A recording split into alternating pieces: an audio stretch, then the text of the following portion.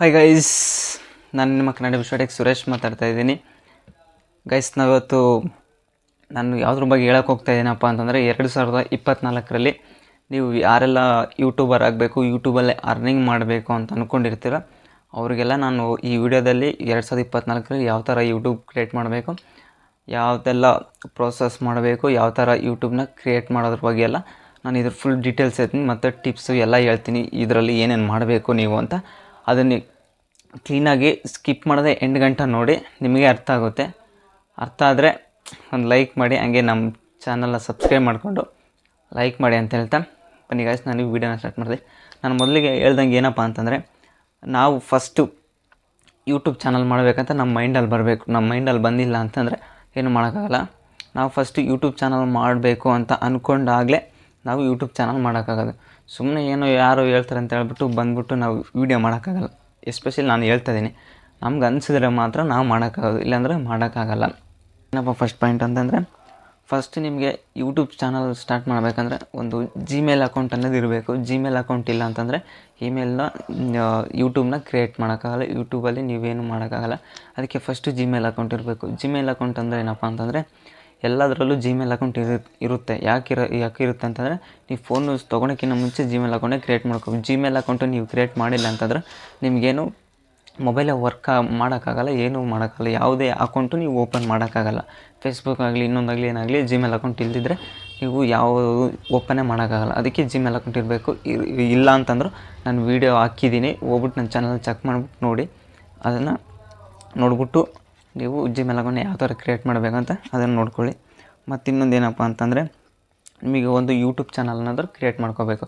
Gmail account ಎಲ್ಲ ಆದಮೇಲೆ ಒಂದು ಯೂಟ್ಯೂಬ್ ಚಾನಲ್ ಅನ್ನೋದು ಕ್ರಿಯೇಟ್ ಮಾಡ್ಕೋಬೇಕು. ಯೂಟ್ಯೂಬ್ ಚಾನಲ್ ಕ್ರಿಯೇಟ್ ಮಾಡ್ಕೋಬೋದು ಹೆಂಗಪ್ಪ ಅಂತಂದರೆ, ನಾನು ಒಂದು ನೆಕ್ಸ್ಟ್ ವಿಡಿಯೋದಲ್ಲಿ 2024 ಹೆಂಗೆ ಯೂಟ್ಯೂಬ್ ಚಾನಲ್ನ ಕ್ರಿಯೇಟ್ ಮಾಡ್ಕೋಬೇಕು ಅನ್ನೋದು ನಾನು ತಿಳಿಸ್ಕೊಡ್ತೀನಿ. ಎಲ್ಲರೂ ಅದು ಬೇಕಂದ್ರೆ ಕಮೆಂಟ್ ಮಾಡಿ, ನಾನು ತಿಳಿಸ್ಕೊಡ್ತೀನಿ. ಮತ್ತು ನಿಮಗೆ ಯೂಟ್ಯೂಬ್ನಲ್ಲಿ ಕ್ರಿಯೇಟ್ ಮಾಡಬೇಕಾದ್ರೆ ನಿಮಗೆ ಒಂದು ವೈ2 ಸ್ಟುಡಿಯೋ ಆ್ಯಪ್ ಇರಬೇಕು. ಇವೆರಡು ಮಾಡೋದಾದಮೇಲೆ ಯೂಟ್ಯೂಬ್ ಚಾನಲ್ ಕ್ರಿಯೇಟ್ ಮಾಡಿದ್ಮೇಲೆ ವೈ2 ಸ್ಟುಡಿಯೋ ಆ್ಯಪ್ ಇರಬೇಕು. ವೈ2 ಸ್ಟುಡಿಯೋ ಆ್ಯಪ್ ಯಾಕೆ ಇರಬೇಕಪ್ಪ ಅಂತಂದರೆ, ನಾವು ಪ್ರತಿಯೊಂದು ವೀಡಿಯೋ ಹಾಕ್ತೀವಿ ಮತ್ತು ವೀಡಿಯೋನ ಡಿಸ್ಕ್ರಿಪ್ಷನ್ನು, ತಮ್ಮೇಲು, ಟ್ಯಾಗು ಎಲ್ಲ ಹಾಕಬೇಕಾದ್ರೆ ನಮ್ಮ ಹತ್ರ ವೈ2 ಸ್ಟುಡಿಯೋ ಆ್ಯಪ್ ಇರಬೇಕು. ವೈ2 ಸ್ಟುಡಿಯೋ ಆ್ಯಪಿಂದ ನಾವು ಏನೆಲ್ಲ ಹಾಕಿರ್ತೀವಿ ಯೂಟ್ಯೂಬಲ್ಲಿ ಎಲ್ಲ ನೋಡ್ಬೋದು. ಎಷ್ಟು ವ್ಯೂಸ್ ಬಂದಿದೆ, ಎಷ್ಟು ಸಬ್ಸ್ಕ್ರೈಬರ್ಸ್ ಇದ್ದಾರೆ, ಎಷ್ಟು ವಾಚ್ ಟೈಮ್ ಆಗಿದೆ, ನಮಗೆ ಎಷ್ಟು ಅರ್ನಿಂಗ್ ಆಗಿದೆ ಅಂತ ಪ್ರತಿಯೊಂದನ್ನು ಅದರಲ್ಲಿ ನಾವು ನೋಡಿ ತಿಳ್ಕೊಬೋದು. ಇದು ಮೂರನೇ ಪಾಯಿಂಟು. ಮತ್ತು ಇನ್ನೊಂದು ಮೇನಾಗಿ ಬೇಕಾಗಿರೋದು ಏನಪ್ಪ ಅಂತಂದರೆ, ಫಸ್ಟು ನೀವು ಯೂಟ್ಯೂಬ್ ಮಾಡಬೇಕಂತ ಮುಂಚಿತವಾಗಿ ನಿಮ್ಮ ಮನೆಯಲ್ಲಿ ಫ್ಯಾಮಿಲಿಯನ್ನು ಒಪ್ಸಿರಬೇಕು. ಫ್ಯಾಮಿಲಿನ ಒಪ್ಸಿಲ್ಲ ಅಂತಂದರೆ ನೀವು ಯೂಟ್ಯೂಬ್ ಮಾಡೋಕ್ಕೆ ಹೋದರೂ ನಿಮ್ಮ ಕೈಲಿ ಮಾಡೋಕ್ಕಾಗಲ್ಲ. ಮತ್ತು ಫ್ರೆಂಡ್ಸು, ಫ್ಯಾಮಿಲಿ ಯಾರನ್ನು ನೋಡ್ಬಿಟ್ಟು ನಿಮ್ಮ ಅಪ್ಪ ಅಮ್ಮ ನೀವು ಮನೇಲಿ ಹೇಳ್ದಿದ್ದಂಗೆ ಮಾಡಿದ್ರೆ, ಯಾರೋ ಫ್ರೆಂಡ್ಸ್ ಫ್ಯಾಮಿಲಿ ಯಾರಿಗೂ ಗೊತ್ತಾಗ್ಬಿಟ್ರೆ ಆವಾಗ ನಿಮ್ಮನ್ನು ಮನೇಲಿ ಬೈತಾರೆ. ಅದಕ್ಕೆ ಫಸ್ಟ್ ನೀವು ತಿಳಿಸ್ಬಿಟ್ರೆ, ಹಿಂಗೆ ನಾನು ಯೂಟ್ಯೂಬಲ್ಲಿ ವೀಡಿಯೋ ಮಾಡ್ತಾಯಿದ್ದೀನಿ, ನಾನು ಯೂಟ್ಯೂಬಲ್ಲಿ ಒಂದು ಸಕ್ಸಸ್ ಆಗಬೇಕು, ಯೂಟ್ಯೂಬಲ್ಲಿ ನಾನೊಂದು ದೊಡ್ಡ ಯೂಟ್ಯೂಬರ್ ಆಗಬೇಕಂತ ನೀವು ಅಂದ್ಕೊಂಡು ಮಾಡಿದ್ರೆ ಆಗ ಆರಾಮಾಗಿ ನೀವು ಮಾಡಿದ್ರು, ಯಾರು ಹೇಳಿದ್ರು ನಿಮ್ಮ ಅಪ್ಪ ನನ್ನ ಮಗ ಹೇಳಿದ್ದಾನೆ ಮಾಡ್ತಾಯಿದ್ದಾನೆ ಬಿಡಿ ಅಂತ ಅಂದ್ಕೊತಾರೆ. ಫಸ್ಟ್ ನೀವು ಮಾಡಬೇಕಿರೋದು ಏನಪ್ಪ ಅಂದರೆ, ನಿಮ್ಮ ಪೇರೆಂಟ್ಸ್ನ ಒಪ್ಪಿಸ್ಬೇಕು. ಇದನ್ನು ಒಪ್ಪಿಸಿದಾದ್ಮೇಲೆ ನೀವು ಯೂಟ್ಯೂಬ್ ಚಾನಲ್ನ ಸ್ಟಾರ್ಟ್ ಮಾಡ್ಕೊಂಡು ಮಾಡ್ಬೋದು ಅಂತ ಹೇಳ್ತೀನಿ. ಇನ್ನೊಂದು ಇನ್ನೇನು ಹೇಳ್ತೀನಪ್ಪ ಅಂತಂದರೆ, ನಿಮಗೆ ಕನ್ಸಿಸ್ಟೆನ್ಸಿ ಅನ್ನೋದು ಫಸ್ಟ್ ಇರಬೇಕು. ಕನ್ಸಿಸ್ಟೆನ್ಸಿ ಇಲ್ಲಾಂದರೆ ನೀವು ಯೂಟ್ಯೂಬಲ್ಲಿ ಮಾಡೋಕ್ಕಾಗಲ್ಲ.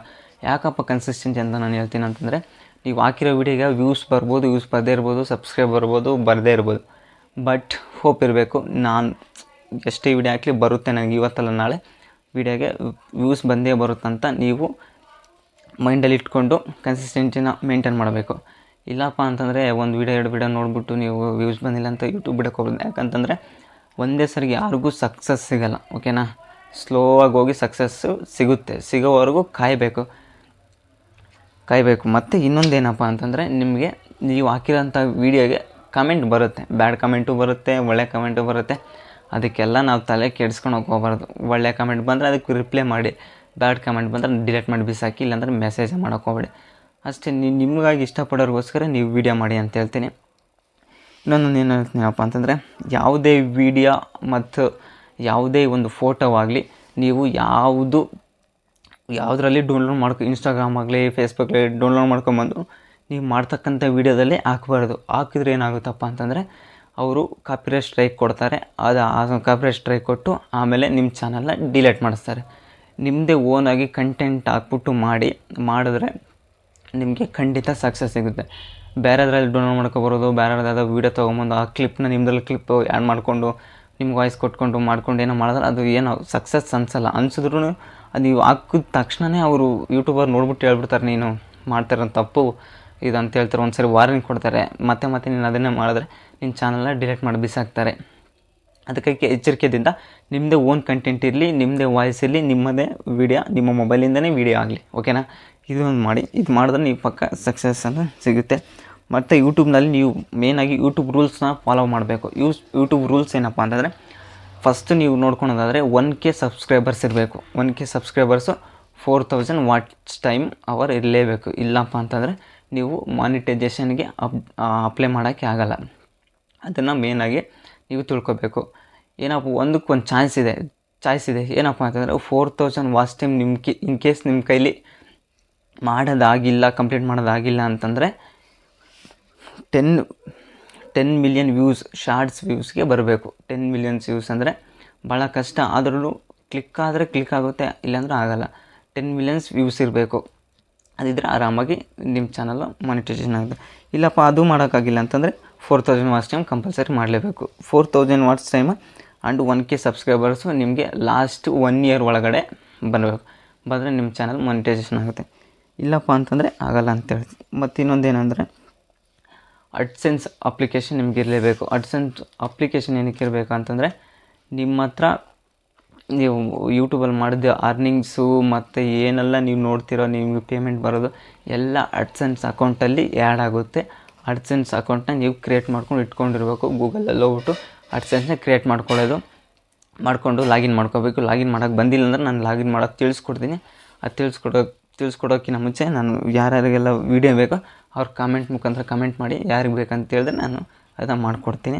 ಮತ್ತು ಇನ್ನೊಂದು ಏನಪ್ಪ ಅಂದರೆ, ನೀವು ವೀಡಿಯೋ ಅಪ್ಲೋಡ್